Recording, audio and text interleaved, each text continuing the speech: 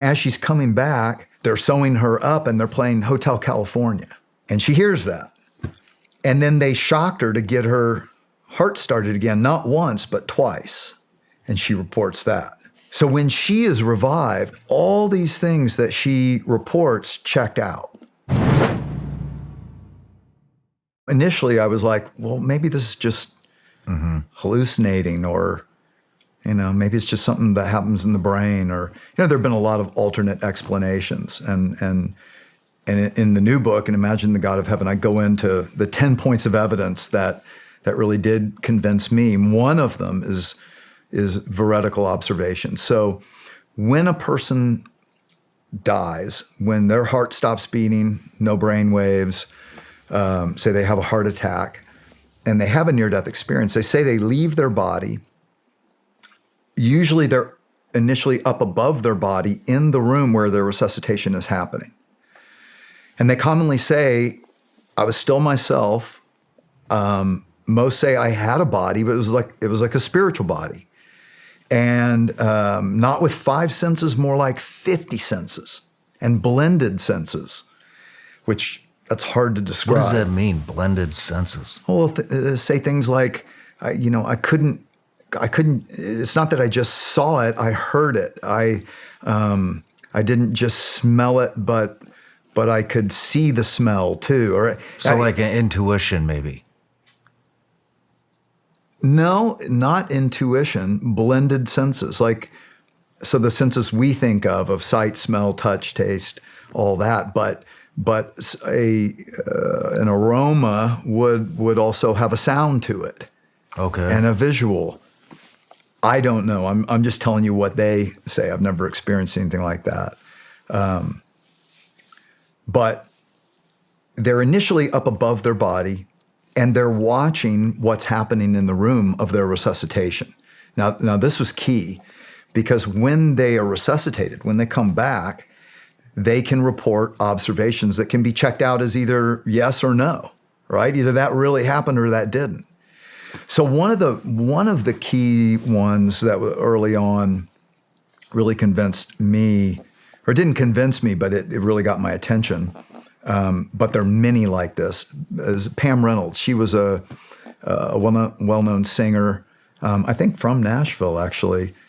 And she had a deep brain aneurysm. And she was going to die unless they did this radical exploratory surgery, which is more common now. But what they have to do is they have to lower the body temperature down to 50 degrees Fahrenheit. They drain the brain completely of all blood. They have to make sure the brain is completely shut down, because they're going to have to go down deep into the brain to fix the aneurysm. And so as a result, they're monitoring with an EEG. They tape the eyes shut so there are no external stimulation to the eyes. They put 100 decibel clickers in the ears so that then they can make sure there's nothing registering in the brain, just flat EEG. Okay, so this is all counts of clinical death are certain for the surgery to happen, and not many survive the surgery. So it only happens when there's no other option usually. So Pam is going into this surgery, and she's put into the deepest state of anesthesia for 2 hours. And Dr. Spetzler was her neurosurgeon who reported on this. Another a cardiologist that I interviewed, Dr. Sabum, also studied the case. There was a resident, Dr. Green, who has also testified because he was there when all this happened. So you've got medical doctors who are confirming what Pam ended up saying. Wow. Yeah. Now, and what people don't realize is these accounts have been written up in the Journal of the American Medical Association, in the Lancet, Europe's most prestigious medical journal, in psychiatry, in about 900 peer-reviewed scholarly journals that have reported on near-death experiences, because there's something there, right? I mean, all these medical doctors wouldn't, they'd be like, yeah. And that's what many of them are at first, I never heard of that. but they didn't ask. And when they start asking, people start reporting. So Pam says she was out of her body and she's watching what's happening.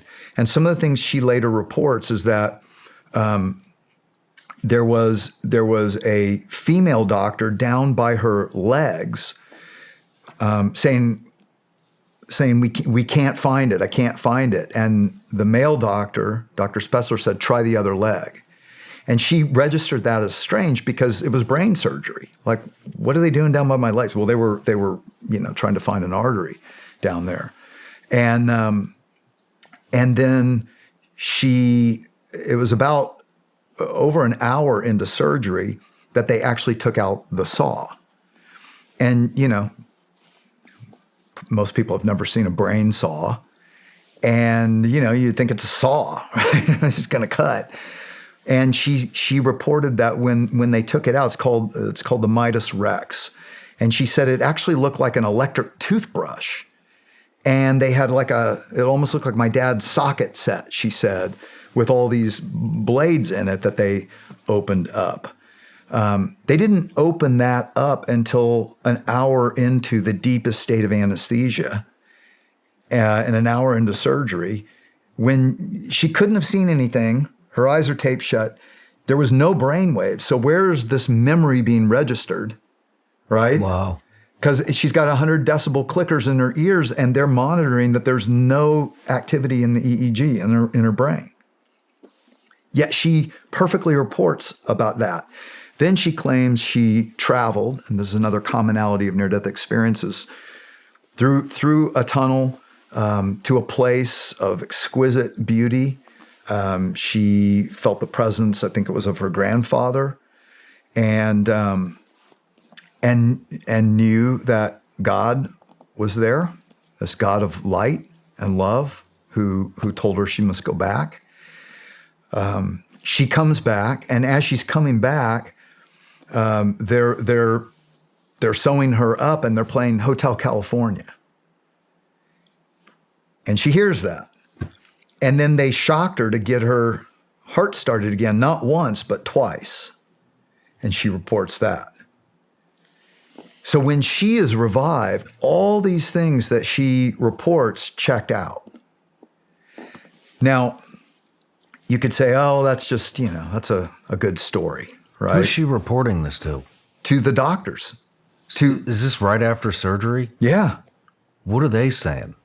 Well, I was just in a movie called After Death, which was just in the theaters this fall. And you can see Dr. Green, who was a resident there, and he says she reported things she should not have seen. Dr. Spetzler, who was the neurosurgeon, he's done interviews. He said the same thing. Dr. Sabum, who was also in the movie, he researched it and said, yeah, she should not have been able to report that. Now, that's not a one-off. That's the thing. So another cardiologist that I spoke with, Dr. Pim van Lommel in the Netherlands, in Holland, he was the one who actually wrote the case up in the Lancet, Europe's medical journal, of a man who was found dead in a park, brought in, or he didn't have a heartbeat. They brought him into the ER. They were going to shock him, but they had to intubate him because he wasn't breathing. And the nurse found dentures. So took the dentures out, put him in the lower drawer of the crash cart. They intubated him. They shocked him. They got his heart started again. But he never came to in the ER. They wheel him out, put him in another room. A week later, he comes to. And he's asking, where are his dentures? You lost my dentures. And then he sees the nurse in the hallway and says, wait, that nurse, get that nurse. That nurse knows where my dentures are. And then he explains that he was in the ER up above trying to get everybody's attention. And he described the doctors, how many were there, who was there, the nurses, what they were wearing, and how that nurse had taken his dentures out and put it in the lower drawer of the cart with all the bottles on it. And that's where they found his dentures. Wow. So he writes this up in the Lancet. Now, Dr. Jan Holden actually did a study on verifiable observations of near-death experiencers. So she took close to 100 patients who had had cardiac arrest and claimed to have a near-death experience. And then, each one might make 10 or 15 observations of what was going on, right?